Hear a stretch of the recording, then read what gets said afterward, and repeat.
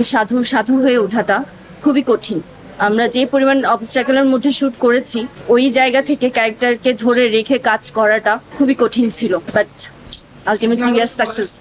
মাঝে মধ্যে মনে হচ্ছিল এই মনে হয় আমি কান্না করে দেবো, মাঝে মধ্যে মনে হচ্ছিল এই সাধুকে আমি একটা কেন এটা করলো সাধু, কেন ভেবে বুঝলো না।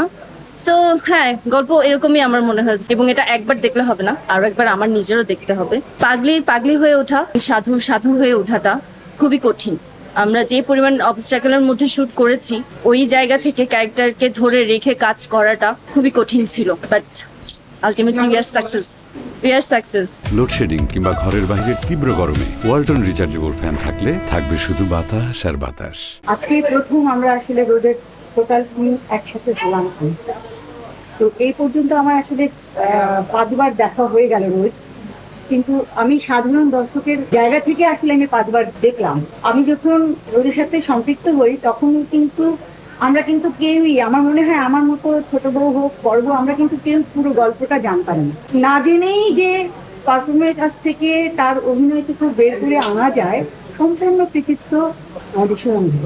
ঠিক আছে, তো আমরা সেই জায়গা থেকে যখন আমি রোজ 5 বার যখন আবার বসি দেখবার জন্য, তখন আমি টোটালি দেখি একদম সাধারণ দর্শকের কাছ থেকে, মানে জায়গা থেকে।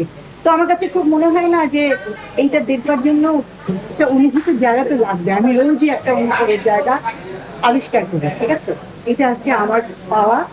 আমি আর আর আর ওই সময়ের জন্য আমার মেয়েদেরকে পেয়েছি, আজকে আমার মেয়ের কাছ থেকে খুব করি। সবাইকে অনেক ভালো। জয়দের যদিও খুবই সামান্য একটা জায়গায় পারফর্ম করেছি, তারপর আজকে অডিয়েন্স হিসেবে আসলে যদি আমি বলি পুরো দৃশ্যকর্তার কথা, আসলে শিল্প মানে তো আমরা জানি আসলে আস্বাদন করার মতো জিনিস। তো এটা আসলে মনে হলো যে পুরোটা আস্বাদন করার মতো একটা ব্যাপার ছিল, এবং মনে হচ্ছিল বারবার এটাকে আস্বাদন করি। ওখানে তো একটা সিম্বলিক তাল বা একটা ফলকে দেখানো হয়েছে, যেটা আসলে হয়তোবা সাধু বারবার আস্বাদন করতে চেয়েছে। আমি দর্শকের জায়গা থেকে আমার মনে হয় আগামী 10 বছর যাক, 20 বছর যাক, আমি যদি বেঁচে থাকি বা ভবিষ্যৎ প্রজন্ম যারা আসবে, বারবার এটাকে আস্বাদন করতে চাই। এবং এই শিল্পের প্রত্যেকটা কোনায় কোনায় প্রত্যেকটা প্রতিচ্ছবি আসলে স্বচ্ছ এবং পরিষ্কার ছিল। এখানে কোনো ধরনের ধ্বনিতা নেই, ভান নেই, এবং কোনো কৃত্রিমতা নেই।